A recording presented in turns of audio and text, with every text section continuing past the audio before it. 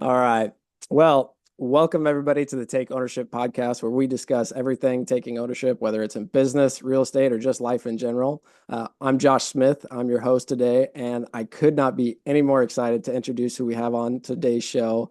She is someone, so I met her and her husband about a month ago at a real estate conference and was just beyond impressed with their story, just their story, where they began to where they're at now, and just their down to earth, just amazing people to be around. So I'm super excited to introduce this next guest. She is a killer. Well, her and her husband are killers in the RV park space. It's not where they started. Excited to get into that. But with that, welcome to the podcast, Mychele Bisson. Thank you for coming. Hi. Thank you so much. Such an honor to be here. How Yeah, are you doing? I'm doing great. I appreciate you taking the time on this. I'm super grateful on my end. So, kind Oh, of how I like to absolutely. start these things is I really like to get an idea on kind of where people are coming from. Obviously, I've heard some of your story, but I want to make sure that the guests they get some of that full picture because it definitely takes the full picture to really get to know you guys. You all are great people. So, as far as the real Thank estate you. space, when did kind of give us some of the backstory on like when did you get into real estate and what that path was leading up to where you're at today? Well, actually, we haven't actually been real estate investors for very long. We've only been real estate investors for 5 years, I think, in October. So Very about short time. 5 years ago, yeah, no, about 5 years ago, my husband, we went through COVID, which, everybody was going through. And what happened is my husband's job is very dependent on people going to restaurants and everything was shut down. So it was really, really cool for a couple of weeks. And then we realized that this could be the way that life works now. And what if restaurants never open up again? Mhm. And so, we kind of had to figure out like it kind of makes you like just kind of evaluate where you are in life and what's going on. Started looking at other things that we could be doing from home and actually had a friend come to dinner one night and she actually was explaining to us that they had been investing in real estate for 16 years, which really kind of explained to me why during COVID they up and moved their entire family to Tennessee and bought like three cabins all at one time. It's like, how are you doing this? Yeah, and it was just super weird because I was like, I don't remember them having a rich uncle. I don't remember them like, winning the lottery. Like it was just such a weird thing to know that I knew somebody who just up and left Colorado and bought three cabins in the middle of Tennessee. And they bought like vacation cabins and they stayed in one of them for like the entire COVID with their family, like had a great time. That's cool. And Is that like in the um Pigeon Forge area? it was in the Smoky Mountains. Yeah, I'm not Smoky quite Mountains. sure where exactly, but yeah, somewhere in the Smoky Mountains. Yeah. Beautiful, good And transition from Colorado. yeah, a gorgeous area. So, and I also knew that everything was kind of going at a premium at that point because there were people buying STRs all over that area. And so it was just kind of like, what are you guys doing? And so one night she came to dinner and she's telling us about how she and her husband had been buying real estate for 16 years and they had all these long-term rentals here in Colorado and they had been cash flowing for years. And it was kind of one of those things that it was like, oh, okay, so people like normal people actually do that. This is Like the 'cause you thing. always hear about it, but you're always like, oh, that's for them. That's not something that I would do. And Yeah. I'd always been interested in it, but it was just kind of one of those like, do you do it? It seems so risky, all those things that you build up in your own head when you're afraid of something. Um, and like I just, after having dinner with her, Patrick was like, well, I think we could do that. And I was like, oh, I hear that completely differently. I'm just thinking, okay, now we're doing that. And so the next day, I actually got in contact with a real estate agent and I was like, this is what I want to do. This is what I want to buy. This is how much we can spend. And, if you bring me a good deal, I'll bring all the rest of my deals to you. And so the next morning from there, she actually called me up and she goes, hey, I've got this pocket listing that's getting ready to be listed. Are you interested in coming look at it before I put it on the market? And so I was like, yeah, why not? And Patrick was actually at the golf course. So he had no idea what I was doing. And I went and took a look at it, was probably in it for about 15 minutes, put in an offer and left, and then realized that he had no idea we just bought a house. So And this was your very first like any experience with real estate whatsoever. yeah, no, this was my first, like, I had never invested in anything like that ever before in my life. And so, I've just learned over the years that if you don't just pull the Band-Aid off, you're just never going to do it. Hmm. And Yeah. so it was, Call to why not? action. Let's just try it. I mean, if anything, I keep hearing that even if, it doesn't go well, you can always sell the asset and it'll be fine. And so I kind of was like, I think this will be fine. We'll see how it goes. And got in my car, started driving home. He finally called me back and was like, are you okay? Because he had all these missed text messages and phone calls. And I was like, hey, we just bought a house. And he was like, we did what? It's like a husband's worst nightmare. It's like, is Right. she okay? Oh, And she I just bought a was house. like, I don't know if yeah, that's no, better. it's fine. So, I was like, don't worry about it. It'll be fine. We'll talk about it when you get home. And I hung up. So Love that. that was that was our first venture into real estate investing. So I actually came home that afternoon. I listed on Zillow. And about the next day, I actually had 10 applicants. I had a pretty solid one. I had a deposit and a contract signed. Um, and I was like, look at that. Like I didn't do anything and we're making an extra $700 a month. And we haven't even closed on the house yet. That's awesome. So yeah, Patrick kind of looked at me and was like, well, that was really easy. Let's do it again. So we actually went out the next day and bought our second one or put in an offer on our second house. So we closed both of those houses in the same day, and had tenants moving in that night. That's amazing. That's such a quick turnaround.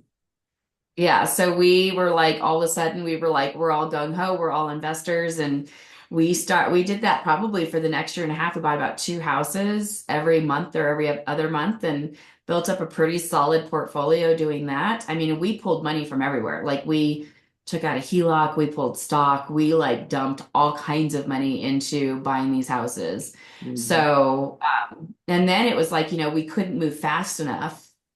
And then the deals started to get a little more outrageous because the market started to really take off. Yeah. Um, and like some of the houses we had actually bought in cash because we had taken out stock and purchased them in cash. So we were now refinancing those houses and pulling out the cash plus some to put into other houses. And so Right. that's actually how we ended up in short-term rentals. And so we kind of wanted to expand our portfolio and start making money faster and at greater, amounts. And so we actually refinanced one of the houses that we bought in cash, pulled out the money plus some more, and then turned around and bought our first beach house. So smart. So smart. That's So yeah, and then we went from there, and our broker saw how fast we were moving and turned around, and he actually brought us a resort piece of land in Scottsdale, actually about 200 feet from one of the North America's busiest golf courses. And so he was like, I really want you guys to like look at this because he actually wanted to buy it and just couldn't do it for some reason. Mhm. Um, I think he was kind of in that same stuck mode of I want to do this, but I'm not totally sure I can. And so he just needed somebody else to do it with. And so we actually ended up buying it. It originally started at 1.6 million, I think it was for stuff, and we actually got it down to 565. And so we purchased the land and now we were developers. And we had never done that before. So we kind of jumped headfirst into that whole situation. Um, Now yeah. one, so 565 down from 1.5 million. There's got to be there's some more going on there. What's the backstory on that? So it was kind of a fluke. Like I said, our mortgage broker actually had brought it to us and he really wanted to do it because it's a great piece of property. It's in Scottsdale. It's in a developing area where they're expanding out. This was right before the expansion started because they just started building a bunch of houses past us. There's a bunch of luxury housing and there are no nightly rentals within 10 miles of us. So we're the only one that's zoned for nightly rentals within 10 miles. And our closest nightly rental is the Four Seasons. Oh wow. So It's a good place to be. amazing property. Yeah, amazing property. We're right outside. We're 200 feet, like I said, from one of the most popular North American golf courses. It's actually got two courses there, and almost everybody from America and Europe come over to play this golf course. Like it's insanely busy all the time. So I think they do like 87,000 rounds a year. So So the real question is, did Patrick play at it when you went to close of escrow, or did you close oh, remotely we on that? played multiple times. We actually had played it before we actually bought the land, so we knew where it was. That's great. That's awesome. Yeah, so that was the crazy part is we really did know, like we just didn't realize that piece of land was for sale. And so the gentleman who actually ended up selling it to us, he had it and he was going to develop it. But I don't totally know the back end story. I think he lost some money in Bitcoin or and the bank pulled the loan. Hmm. And and so what ended up happening is he wanted to sell it and make some money on it before, they came and took it over. And so he was actually, it was listed for 1.6. And when they brought it to us and we were looking at it, I was completely against it. I wanted nothing to do with it because I just didn't know what to do with it. Patrick saw the value in it. I did not. And so he kept saying, no, I really think we should look at this. And I was like, I don't want it. I don't know what to do with dirt. And so he kind of dropped it and we kept going. And then about a month later, it was brought back again. And this time it was at 1.2. And I was like, nope, still don't want it. Don't really want anything to do with it. And our broker was really kind of pushing on us because he really wanted us to invest in it so that he could invest in it with us. Hmm. And I just didn't see what we were going to do. Like I was so stuck in that this is what I know, this is what I'm going to do. And so as we were moving along, a couple weeks later, it came back again, and they were at 900,000 at this point. And Patrick was like, "We really need to look at this." And I was like, "I'm no, I'm not going to do it. I don't know. I've never built anything. You've never built anything. I'm too scared." Was basically what it came down to. Is I was just afraid of it, and so me being snotty, I kind of came back and I was like, "Tell him we'll give him 500,000 in cash." And Patrick was like, they're never going to go for that. And I was like, then they say no, I don't want it anyway. So it doesn't matter to me.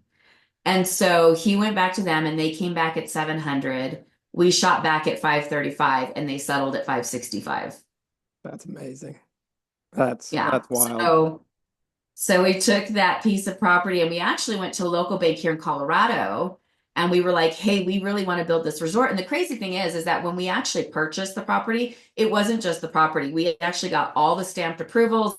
We got all of the architecture work. We got all the builds, all the plans. Wow. Everything came with this piece of property. We just had to find a builder. So it was completely That's plug and huge. play. That's a huge amount Yeah, of it value. was That's huge. that's They had amazing. just gotten all of the permits and everything done through the city. Like everything had just been completed. They did a lot of the hard part. That's the They best did part. all of the hard part. Like we even had at one point the piece of property had the HOA fighting them because they didn't want to build to go there. They definitely did not want a resort structure build to go there. And so they were really arguing with them and they were going back and forth. And actually, they ended up going to litigation. And the people who owned it won, the HOA lost. So they ended up having to pay like, I think, $100,000 fine or something. But because they didn't own, they had no rights to put an HOA rules on that piece of property. It wasn't Mhm. theirs, but Yeah. they thought that they could. And so, Typical yeah, they HOA. had, right. So they had done all of the hard work. But knowing that, it also made it a little better for us because we knew how much they opposed it. And to make it easier, we actually went into it a little differently. So we kind of changed it up a little bit. We didn't make the build as large as as we could have. Like I think it was zoned for like, I want to say it was like 16 uh hotel units. We actually brought it down to 4 luxury townhomes. Oh, nice. And so they're rather large. They're like 2,500 square feet each, and each one has a large bedroom with in-suite bathrooms. There's 3 bedrooms, huge gaming area, and then the downstairs is a large kitchen living room combo with a nice backyard with putting green and then a commercial sized pool and hot tub. So it actually came out really, really nice and we rent them out as luxury rentals. That's And awesome. so, and we really, even though we're resort zoned and we don't have to, we do follow the Scottsdale short-term rental laws just to appease the neighbors. Well, that's nice. I mean, Yeah. it keeps the peace. That's definitely not a bad thing. Yeah. And So then we also, because the neighbors don't have any nightly rentals, we also give discounts to the people in the neighborhood for when their family comes into town. And that that's way really because cool. our rentals are actually bigger than their places. And so they actually come and like do like their Thanksgiving dinners and stuff at our place with their family. So their family will come in town, they'll rent out one of the units and then they'll celebrate there. That's what I was thinking. Yeah, for holidays and stuff. That's because I come from a Yeah. really large family. I've got 6 sisters and one brother, so that makes Oh total yeah. sense. That's super worth it. Yeah. So Yeah. so So the neighborhood now loves us. They're great. Now on that one, did the broker end up going into the deal with y'all? He did. He ended up putting in a little bit for the land deal. He ended up getting, I think it's like an 18% share stake in it. So Nice. That's yeah, solid. he's still in it. He loves it. He goes out and visits it often. So, but it was So it's a fun project for our first project. We actually opened it in October of last year and we've been gangbusters ever since. And so you can actually rent it out individually. You can rent them out two at a time, three at a time, or four at a time. And we get a lot of people who actually rent out the entire facility for like wow. a week. Like we just got one for, I think it was like 4 or 5 days and it was like $10,000 or something. Yeah, I can imagine you're renting out all four. That's impressive. That's Yeah. that's So really it's kind good. of nice. Yeah, That's so it's great. like wedding parties, executive retreats, waste management is a big one, Barrett Jackson. Makes Um, sense. yeah, what is that called with the baseball teams? Spring training. Yep, We do a spring lot of, training. yeah, so we get a lot of those. So That's great. So are you so real quick recap. So you went into long-term space initially, you transitioned to short-term rentals, you kept everything along the way. Then you took an even larger leap and went into commercial space or land yeah, development. And then when did the RV parks come in? Like where's it was shortly after that, wasn't it? it was literally right after we opened the doors for rental.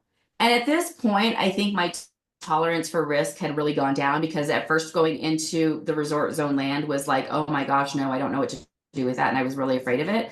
By this point, I was like, we've built this. We can pretty much do anything we want. Like This is we've just, nothing. yeah, I like what else could there be out there that's really going to be that terrifying? We figured everything out as we go. And I realized that things are not as scary as they seem when you get in there. Everything is worse when you think about what could happen as opposed to what really actually happens. Hmm. You know, like everything you can figure out if you just go into it one step at a time. And I think that's one of the hardest things with investors is we get so stuck in what we know that we're afraid to jump into new areas. And I'm not saying like I'm so thankful that we built up our tolerance and that we built up our lessons. I would not say go into a large property and like bring in investors if you don't know basics Yeah, or if no, you've not done a 100%. successful deal. Like you kind of have to have a good track record so that you know, like dealing with other people's money is a huge deal to me and we take it very, very seriously. And so you kind of want to work out those kinks along the way and know, okay, I've got a really good tolerance for this and I know how to pivot. Yeah, And couldn't agree so, more. yeah, and it's a skill. It really is a skill. Like you have to learn to creatively think that way, where you're like, okay, this isn't working. Let's kind of pivot this way and see if this works better. And so we opened up the doors on the Scottsdale retreat, and it was a little terrifying because it was like, you know, we literally just opened, so we hadn't seasoned. Nobody knew we were there. We had done a little preliminary like marketing, but nothing massive, like to the extent of what we know now. Um, and my husband decides to leave his job, his W-2. So there's Perfect our timing. like, yeah, it was like our perfect safety net now was like whipped out from underneath us because he was just done. And, you know, the resort, if it took off, was going to cash flow us amazing. It was going to replace his income again. On top of that, we still had all of our long-term rentals and of all of our beach houses. Like we still had our portfolio going. And Hmm. at this point, you know, we were 3.5 years in and we had built an $18 million portfolio. So we were doing pretty good. Yeah, no, that's super impressive. So, so yeah, so we, you know, uh, Patrick turned on, actually crazy enough, Patrick turned on a Pace Morby video on YouTube and he goes, hey, I want you to watch this. And then he went into the other room to tell his boss what he thought of his job. And by the time he was done, I was done watching the video. I had submitted all of our information and I was ready to go to breakfast. And as I was walking past the kitchen table, he was like, well, what'd you think? And I was like, oh, well, I'm hungry. Let's go eat. And he was like, no, what'd you think of the video? And I was like, oh, we have a call tomorrow. And so, you know, just Just default to going action every time. I love it. you know, I have just learned if you default to action, you get a lot further than sitting around waiting. Oh, 100%. So I was like, you know, I don't understand it. I don't know how we'll do it, but my gosh, if you're going to teach me how to buy things without using money, I'm all in. Like, let's figure this out. I don't like, we can do this. Mhm. And so, went to breakfast, kind of chatted about it a little bit, had our call the next day, signed up, and actually signed up for the elite program where you get your one-on-one mentorships. So we signed up for the elite program and literally dove in like right away, started watching modules and connected with our one-on-one mentor immediately. And it was Justin Tomanowski. Oh, no kidding. Yes. That's So, amazing. that's phenomenal. And we kind of broke down our life for him. We were like, listen, this is what we've been able to do in 3.5 years. We don't think we can go into single family homes because it's not going to be where we need to be. What do you like? What would you suggest? And he was like, yeah, he was like, I agree with you. There's no way you can go back to single family homes. You guys should look at something like multifamilies, mobile home parks, storage units. And so we really started looking at those asset classes. The RV park kind of fell into our lap. Nice. And so when the RV park was presented, it was literally on an email, and it was the last deal on this email. So we had a mobile home park, a storage unit, like a bunch of stuff. And then at the very bottom was this little blurb about this RV park. And so Patrick actually found it and was like, well, let's look into this, and really started digging into the RV park space. And that's when we were like, why is nobody looking at RV parks? Like, This is it amazing. makes so much. Yeah, like it outdoes multifamily. It has one of the highest appreciation values in the first year. You can cash flow it in multiple different ways. I can do long-term stays, short-term stays, nightlies, weeklies. I can add businesses to it, like multiple businesses to it. We Mhm. have like 8 businesses running out of one of our parks right now. That's amazing. Like, and each one of them cash flow at least $50,000 a Yeah, year. because I'm assuming you have like some type of store that's on site, like a Oh convenience yeah. store. Then you have probably a Yep. restaurant. I know We're I've actually, seen some of your latest yeah. parks are absolutely amazing. I've been seeing some videos on them. It's just like, whoa, you Yeah, got like a like full-blown our water latest park. one has a full restaurant and marina. And we are actually to that one, we're adding a full convenience store and a liquor store. No kidding. Yeah, so the closest liquor store to us, we're literally right on the Lake of the Ozarks, and the closest liquor store to us is like 5 miles down the road.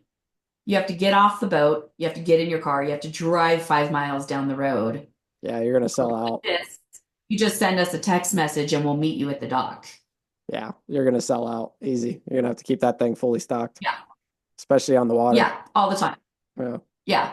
So, I mean, it was kind of a game changer. And actually, Patrick was the one who was like, we need to add a liquor store. And I was like, and he was like, no, we need to add a liquor store. So, actually, last week to like figure out all the zoning and stuff. So, we're adding a liquor store and a convenience store to it right away. That's like one of the first things we're adding.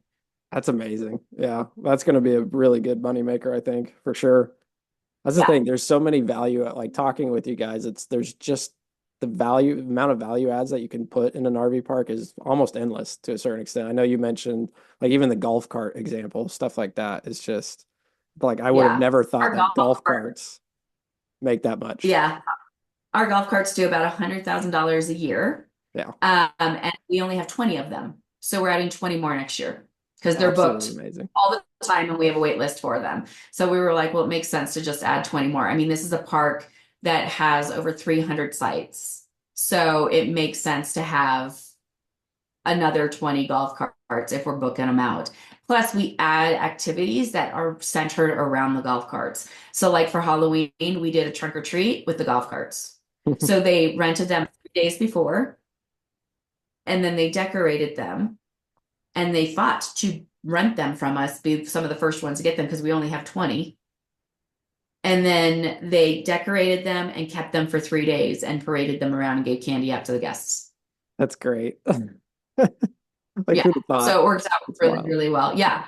Well, and we also because some people who actually come and stay, we have some seasonals who there's an area where we have seasonals who come in all the time and they just are constantly there. So they have an RV that they park there full time. They have their own golf carts. We actually charge them to drive their golf carts on our land. So there's a golf cart fee for the season. No kidding. Yeah. It's just so many So avenues. That's amazing. oh, so many avenues. And so that was kind of the thing as we were looking at this and we were like, and we really didn't know what we were looking at when we first looked at this first one, but it was listed for $3 million. And we were like, okay, well, let's look at it. So we really started looking into the numbers, started looking at it. And I realized that it was in Branson, Missouri, which my daughter was a competitive dancer. And I knew the area and I was like, it should technically be doing a whole lot more. Hmm. Like with where it's at, there's 10 million visitors. I've been there. I've seen all the RVs that come into Branson. Like it should be doing a ton more. And so we really started researching the parks around it and realizing that they were really booked. And this one, for some reason, wasn't. But it was in an amazing location. Like it's half a mile from the country strip. It's one of the flattest RV parks in all of Branson.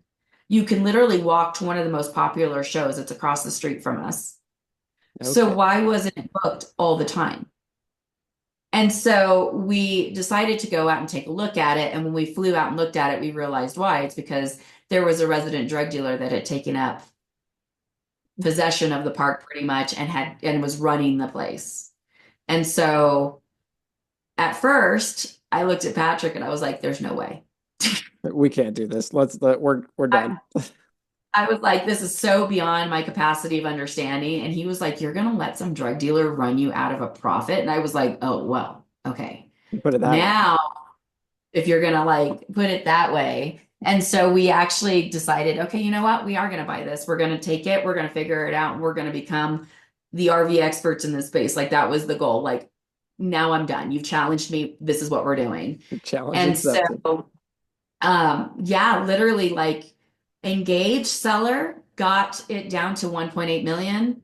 Actually ended up doing it as a hybrid. So we did some seller finance. And here's the crazy thing, and this is what one of the biggest lessons we learned in this entire project was to always ask, right? So we asked for seller finance and we threw out a number without, because we didn't know what we were doing. I mean, you have to remember, we were in like a week at this point. We were in creative financing for a week at this point, like had no clue what was going on. I love it. But we are very much a hands-on learner. So we don't do well when we sit back and learn through modules. Like we have to actually go in and get Do the the thing. knowledge doing it. Yeah, so Yeah. we have to do the thing.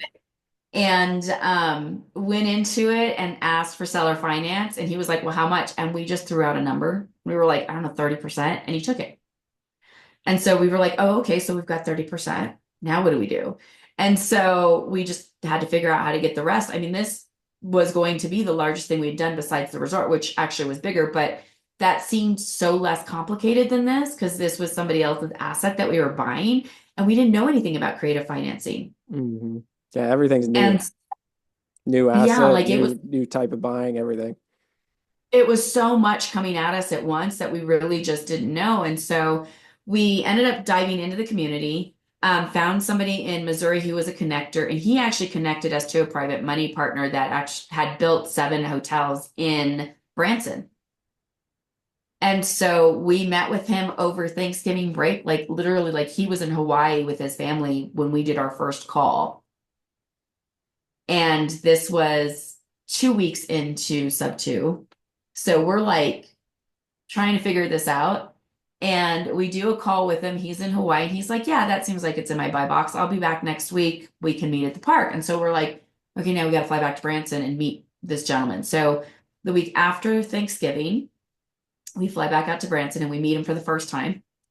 And we have no idea what we're talking about. We have no idea what we're doing, but we know that we've got all these visions and plans. Like we're like, this is what we're going to do. This is how we're going to do it. This is what we've already done.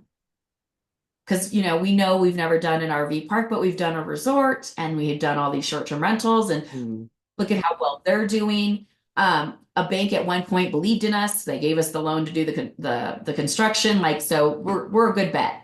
Yeah. So he was like, okay, well, he goes, I can do so much. And he goes, but I'll do something else. He goes, I'll actually introduce you to my bank. And so he actually took us and introduced us to his bank, which is now one of our banks. And they ended up giving us 80% of the loan. So when we Oh, walked that's into great. that park, they gave us 80% of the loan. He ended up giving us about 400,000 and then our seller finance 30%. So we actually ended up with all of the money plus a CapEx. That's amazing. So Getting we walked started in right away. and yeah, so we walked in, we made $70,000 in an acquisition fee the day we closed.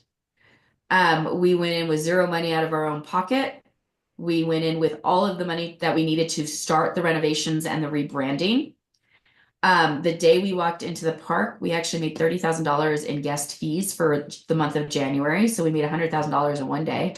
And then we turned around and told the maintenance guy before we actually moved in that we made a great relationship with the local police department and that they were going to use the K9 unit and train on our facility while we were doing renovations because it was a great training ground. Well, that spread like wildflower, and in the middle of the night, the drug dealer and all of his lackeys took off and Perfect. took everything with them.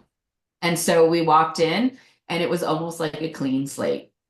Didn't That's even ask for amazing. a refund. So I can't we imagine kind why. of Right. On top of all of that, we actually brought in a park model that we seller financed from the builder that we had met 2 weeks before from a campground owners expo that we happened to be at in Branson. Hmm. Because we went to learn how to run a park because we had never run a park. So we That's were smart. like, well, we gotta learn how to do it somehow. When we went to, they happened to have campground owners expo like right up the road from us 2 weeks before. So we went in like, please tell us how to run a park. Love that. Yeah, And and so, Branson's a phenomenal location. That's where majority of my portfolio is. I think we talked about that. So yeah, it's like, yeah, I'm yeah. pretty sure my previous property manager might have been that drug dealer. So we'll talk about that later. Right. And it is a kind of a crazy town because it's like during the season, there's so much money and there's so many people and there's so much going on. And Hmm. then just that 2 months of downtime, like it's completely dead. It's like I was telling somebody the other day, I was like, it reminds me of Vegas during COVID, Hmm. Yeah, where it's like January and there's February, nothing. Yeah, you can't nothing. even get to a restaurant because it's like they're all closed. Yeah, So you have to it's go to a wild. Hollister. Hmm. Yeah, Yeah. no, So it's it's a little wild. nutty, but it's really great when you have to do renovations and things like that. So like right now, the crazy thing is that what I love about RV parks is the fact that one, you can put all kinds of different businesses in them, but you can continue cash flowing them even if you're under renovation. So like that particular park right now, we're redoing all the water pipes and we're still cash flowing. That's awesome. So we were packed last weekend while we were there for Campground Owners Expo. We were packed, like busy as all get out, and we were completely under construction. That's great. So Yeah, you don't get that in other asset classes. That's not a no, thing. no, it's You- not, and it's great because like I can literally like if I have to shut down one section of the park to run water lines or something, you can literally just hook them up to a different water line and keep going. You're not having to move them from an apartment to another apartment just so that you can continue maintenance. Mhm. And then we just So, wait for them to leave and then we do that one. so you picked up this RV park, and that was the beginning of this year, wasn't it? That was December 28th was the day we closed. And now, just for the audience that's listening, you're gonna about to hear the crazy part here. So we're now at the end of the year, and you are at part four, We correct? finished closing park four last week, which is That's amazing. it's not our largest park to date, but it will be once we're done with it. It'll probably be our largest cash flower to date. And then we actually next week head up to start our due diligence on our fifth park. It's amazing. Yeah. Absolutely amazing. That's like, I don't think people can, it's hard to comprehend how quick this is. That's not normal for someone to buy, let alone one RV park in a year. That's impressive. But going on five, well, almost five under contract, that's Yeah. very impressive. So that's And really they're good stuff. huge undertakings. We had a call actually with Pace Morby and he was like 5 parks in a year. He goes, you guys are insane. He goes, I don't even understand how you could do that. So, Yeah, and I because was he like, has the two parks in Montana, but does he have any other ones at this point in time? I think he has I think he was working on another one or his team was working on another one. I'm not sure. But yeah, five in a year, it was a lot. I actually met a campground owners expo last week. Crazy thing, last year I was a newbie. This year everybody knows who I am. And so It's funny how that works. right. So we met with another campground owner who is kind of doing what we were doing, but he's bought 9 parks over the last 7 years. And he was like, how are you guys moving so fast? And I was like, lots of systems. We're putting in lots of systems. So, And we're kind of a big deal. like, So how many with five, is it just you and Patrick on the team or how like have you added people to your operations other than like the on-site managers? So yeah, we have actually added people. So in the last year, because we've done this, what happened is we bought that first park. We really wanted to learn systems. We wanted to learn how an RV park ran. I mean, like I said, we had never done this before. So we actually bought a park model and actually lived on the park for 3 months while we repositioned and rebranded. So we met with every contractor. We dug up sewer lines. We put in back end systems. Like we learned everything we could. And so thankfully, because we had already gone through construction processes and zoning and permitting and all of that stuff, we kind of had a good heads up on how things were going to progress. And so we were able to get all those things in place and we knew kind of what we were looking at. And this was a straight park. There weren't any frills to it. There wasn't anything major. It was literally just a here's a pad, here's a night, and it was nothing but value add. Like I said, there was a drug dealer that he was running the place. It was scary. Like it had 68 pads when we started, only 31 of them were being used, and it had horrible reviews. That's And crazy. so what ended up happening is we moved in, we rebranded, we renamed it, we took over all of the systems, all of the online, the Google profile, we took everything over, kind of learned as we went. Put in back end systems, learned how those ran, learned about marketing, learned all of those things while we were in the park, and then moved from there to adding our first ice machine, which makes us like $30,000 a year. Turning around, adding firewood. We just finished our community center and putting in a new storefront that we're getting ready to stock. We started adding, seller financed a couple of RVs and actually placed them on site, and we market those as, do the camping without all the hauling. So you can come out and everything's there for you. You've got your wood, you've got your fire pit, you've got your s'mores kits, you've got all of your bedding, and you're comfortable to stay in one of our RVs, and you rent it out nightly, and people love it. Those make us each about 25,000 extra dollars a year. That's amazing. That's It awesome. cost us $400 to outfit. Oh, jeez. So yeah, they cost us $400 to outfit, and we seller financed and took over a loan. So they cost us $500 a month to pay them off. So we're netting 2,000. It's a pretty good It's deal. not Like, bad. I mean, that's not bad. you know, for going into it with no money. I mean, it actually worked out really, really well. And I can't believe how well it worked out, because one of the biggest things that we found with that was tiny homes we had to permit. Hmm. And we were like, how do we cash flow it as fast as possible? And so I remember talking to Patrick and I was like, it's an RV park. Let's just buy RVs. That's And genius. so Yeah, because one of there's the so many guys models actually, where they do the tiny homes. So that's genius. yeah, I mean, and so we just kind of advertise it just a little bit differently, where it's just, come on out and get the campground experience without actually having to haul all of your gear. And so they come out and they love it. And so, I mean, I have honeymooners who come out and camp in one of our littler ones. I had a family come out and celebrate a 5-year-old's birthday with all of her friends. They did a butterfly hunt in the back of our property. That's great. Um, it was completely butterfly themed. Like it was a cute party. Like they had the best time. They roasted hot dogs and marshmallows on the campfire. Like they had a blast.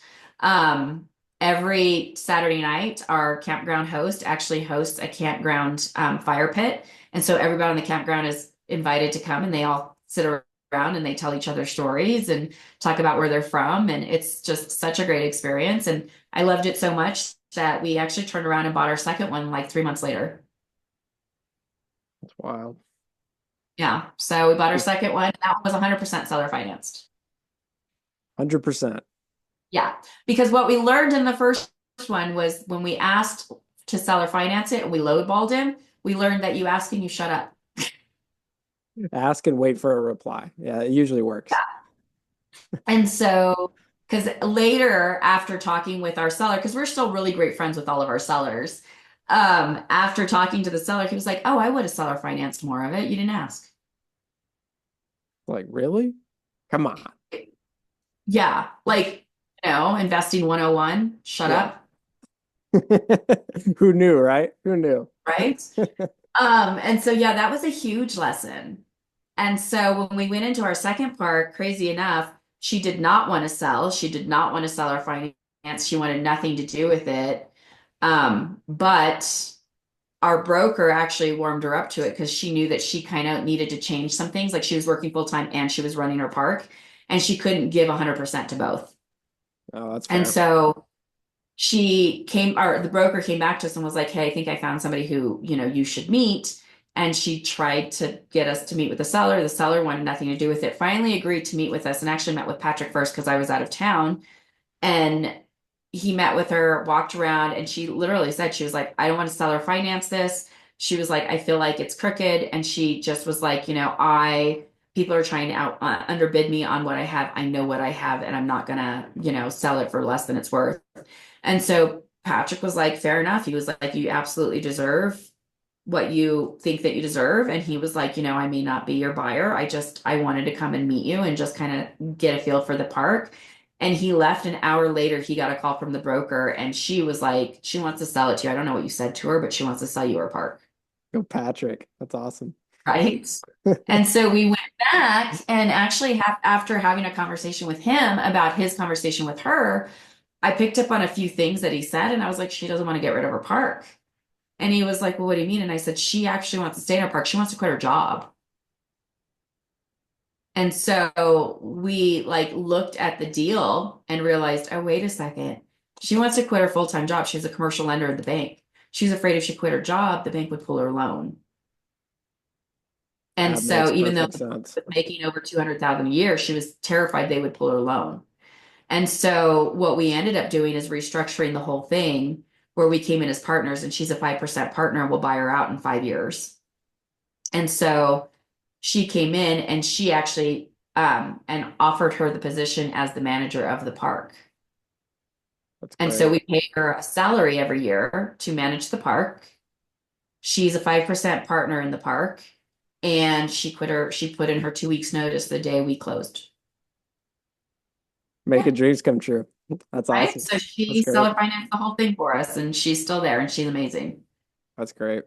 Well, I know we're coming up close to the end of time, so I want to make sure I'm being respectful of your time on this. But so I just want to put this into perspective. You started this year on the RV parks. You spent 3 months of learning on your first RV park, and you're still pretty much on your fifth one right now at the end, and we're not even done with the year. It's amazing. We're here middle of December. We'll see when this comes out, but yeah, mid-December, and they're at number five, guys. That's absolutely amazing. So I know your next step. So you guys are now getting into more of the like the fund route. Kind of what's going on from that space? How's that We been going? created a fund. We actually opened it up about 3 weeks ago. We've been pretty steadily raising since then. And really, what we want to do is we've just really kind of developed this niche in the RV world. I was actually just approached yesterday by a reporter who actually works for RV Life and Woodard's Magazine, which are two of the largest publications in the RV industry, and they're put in front of every campground owner in America. And I was actually asked to speak at the Western Conference on how to help sellers or campground owners retire out comfortably and how seller finance helps them do that. And so that's what That's the article is amazing. going to be about. And so we are now in that space of, you know, we want to buy your parks. Let us help you retire, because a lot of them have never thought about what it would look like for them to come out. They Hmm. always thought their kids would take it over, or they just thought, I'll be immortal and this is what I'll do forever. And my approach has always been, wouldn't it be great for you to retire when you can and not when you have to? Not when circumstances make it so that that's something you have to do. Wouldn't you like to retire on what you've done and actually go enjoy your life? And Yeah, so I was just speaking with an owner of a large park in Minnesota, and he built it completely from scratch. It's over 200 pads. He built it completely from scratch. He has no loan on it. And I was like, well, have you ever thought about your retirement? And he goes, no. And he's almost 80. oh wow. And I've always lived a comfortable life. And he goes, and so I just never really thought about it. And I was like, well, have you ever really considered like what happens if you have to retire from it? Like, what if something happens? And he goes, no, he goes, but I need to get out before that. Yeah, And so 100%. we kind of talked about what his dreams were after. And he was like, I want to go buy a house and live out the rest of my days in Jamaica. And I was like, well, if I told you I could help you do that, would you want to talk about that? And he said, yes, let's talk about that. So we're actually supposed to talk later this week about how we can make that happen for him. That's So exciting. That's really neat. yeah, So as yeah. So it's been a great space. I love it. We want to continue buying these parks that we can continue adding more and more value to continuing the cash flow, keeping the legacy alive, and just keeping them as true to what they are with just better amenities moving forward. So that's kind of the idea with the fund, is just finding these large cash flowing ones that we can just completely like pump all this value into, That's like amazing. liquor store. Yeah, exactly. We're gonna put a liquor store in everyone. It probably wouldn't be the right model for everyone, but Not for everyone. We do have like one that is completely family oriented, that's got like a Mhm. full arcade, water slides. Actually, that one, crazy enough, does $250,000 in day passes for our water slides. Whew, whew. Yeah. That's amazing. So speaking of the Yeah. fund, what's so people, I mean, I'll get the link and everything here at the end, but what's the minimum minimum buy-in for people that are interested? It's $50,000 as a minimum Okay. buy-in. It's all for accredited investors. And then we actually have two tiers. So anything below 249,000 is a 70-30 split. And then at the end of the 5-year hold, and then anything above 250 and above is you get an 8% preferred return, and then you get an 80-20 split at the end of the 5-year term. So, and the Okay. parks that we're bringing in are huge value add opportunities. Like I said, with this one, like the latest one that we just purchased, actually the last two that we purchased in the last 2 weeks. The first one, huge value adds. We're going to be putting in more passes, more sites, more glamping options, increasing the value on the park, updating all the facilities, including the laundry room, which hasn't done well because the laundry facilities have been there since like the 70s, so it really needs a huge upgrade. That laundry room alone could probably make us about $50,000 a year. And then this current one that we just closed with Papa Chubby's, we're expanding the restaurant so that we could handle the capacity of what happens there. We do weekly live music, dancing. We're building out a wedding venue and an event center. We're adding the liquor store. We're expanding it by 200 pads. We're adding in glamping and cabins. Wow. Yeah, it's going to be a full resort. And actually, at the end, there's some land on it that we are considering building a senior living facility on it. No kidding. That'd be great. Yeah, Especially for so they like can you think about it, retire. like the senior living facility with being close proximity like that, then their grandkids can come in and they'll actually have something to do while they're there. Like that's awesome. That's it gives them Yeah. more motivation. I mean, obviously you want to see grandma and grandpa, but you have that too. That's an added bonus. So that's awesome. Well, the great thing about like our Virginia park is it's kind of that way. Like we have an entire HOA where like pay seasonally to have their RVs parked there. Well, they bring in all the grandkids and all the family. And so when the grandkids come out, they're excited because we've got water parks, we've got an arcade, we've got a grill, we've got movie night on the grass, we've got constant activities, Wow. pickleball tournaments. Like there's a whole events activity list that goes on at that park. And they come out, they have a great time, and grandma and grandpa are so excited. They actually put their credit card on file for them. And Ooh, so they go crazy in goodness. our. That's brave. Yeah, no, our arcade does. I think it was about 200,000 a year. That's insane. Yeah. That's wild. So like just insane things are going on at the park. But it's great because that's exactly it, is grandma and grandpa just want the family to come out. If there's activities for everybody, they're excited. That's awesome. So I So definitely think from the fun perspective, if anybody's looking to get into the space passively, this is an awesome option. As you can tell, these are tried and true investors. Even though they've been in it for a year, they obviously know what they're doing. They've figured it out. They've figured out the systems. Super impressive.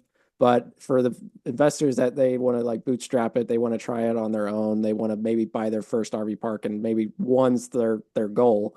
Where would you say is the best place to start for somebody just getting into it?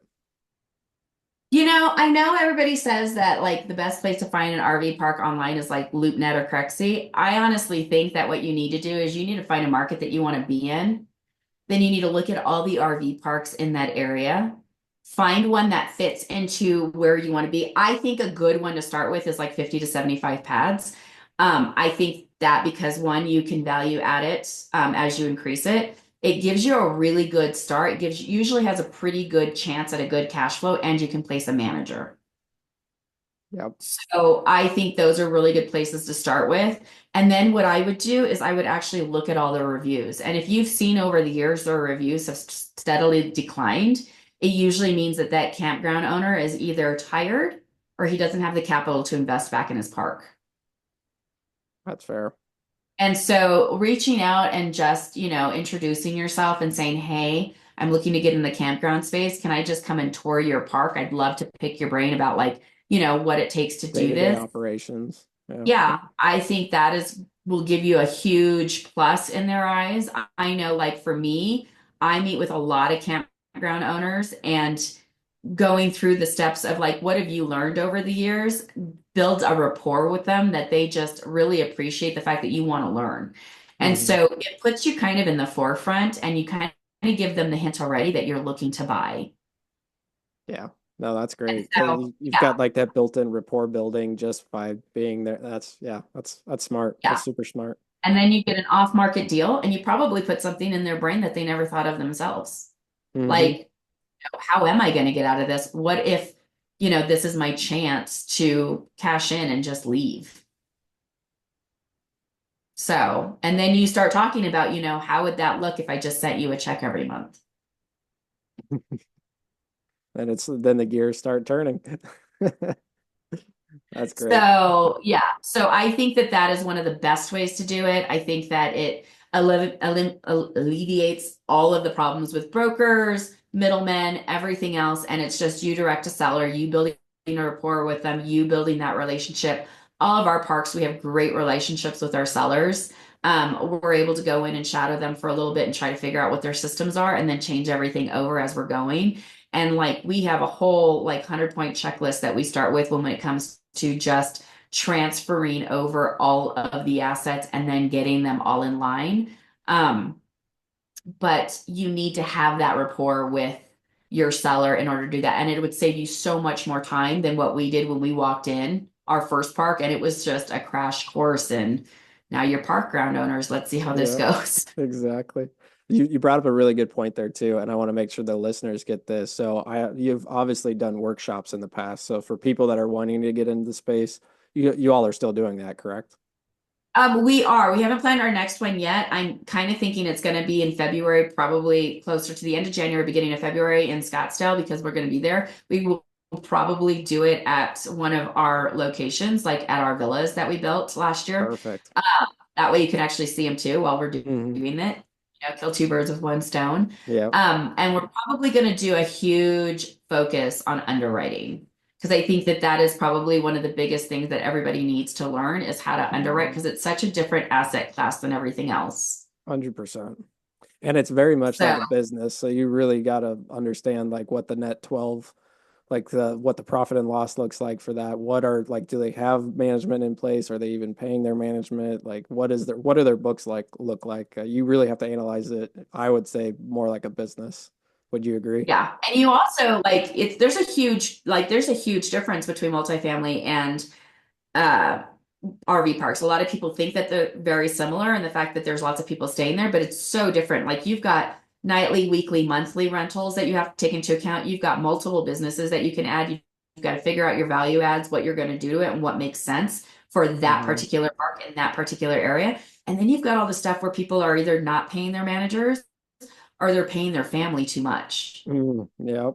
And they're pulling like house payments, car payments, like all kinds of things out of this park because that's how they've lived all these years. And you've got to be able to like pull those out to figure out exactly what the park is doing without all of that. So we just sat down and did a consult with a longtime park owner and just went through that because they were losing money even though they were making $500,000 every year.